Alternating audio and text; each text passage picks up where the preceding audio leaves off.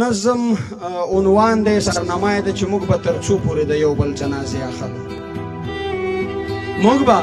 تر څو پورې د یو بل جنازې اخلو په پښتونخوا وطن کې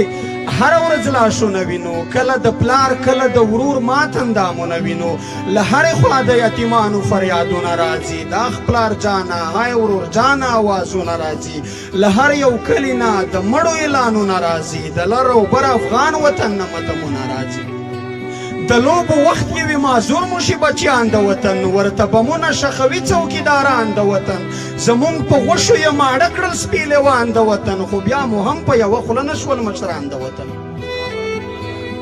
زمونږ خو پیغلې د بابا په کورو کونډې شي په یوه بل کلي کې خیرات غواړي بربنډې شي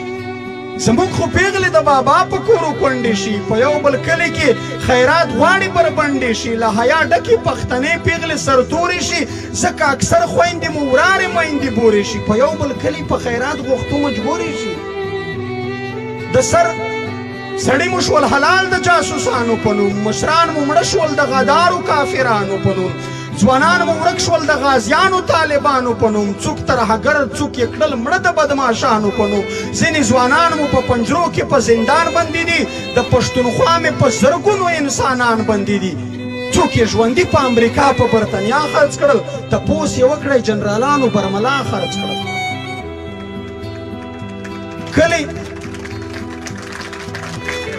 ځینې ځوانان مې په پنجرو کې په زندان بندي دي د پښتونخوا مې په زرګونو انسانان بندي دي څوک یې ژوندي پر امریکا پر برطانیا خرڅ کړل تپوس یې وکړئ جنرالانو برملا خرڅ کړل کلي کورونه بازارونه راته ړنګ کړل پنجاب ټول مارکیټونه بازارونه راته ړنګ کړل پنجاب ټول کالجونه او سکولونه راته ړنګ کړل پنجاب ټول تاریخي خوندي ځایونه راته ړنګ کړل پنجاب ټوله نړۍ کې یې په نوم د ترهګر بدنام کړو استاد شاګرد ملا او می هم یې کم ستر بدنام کړو زمونږ په وینو یې خپل ځان ته بلډینګونه جوړ کړل ځان ته یې کوس په تور پنجاب کې محلونه جوړ کړل 83 کاله شي غلام یې له پښتون جوړ کړی د منډیې د خرڅ نیلام یې له پښتون جوړ کړی مونږ یې بس تش په ملک د نوم په لا اله غلط یو مک پښتانه یې په د شنه سپینه جنډا غلط یو څوک یې په پاک سرزمین څوک یې په ملا غلط یو دغه دوه مخې ریاست موږ په بیا غلط یو خو نور خو بس دی پښتنو ځانونه وپېژنئ ای د غفلت په خوب ودو ځانونه وپېژنئ ای مېړنو ای شازلمو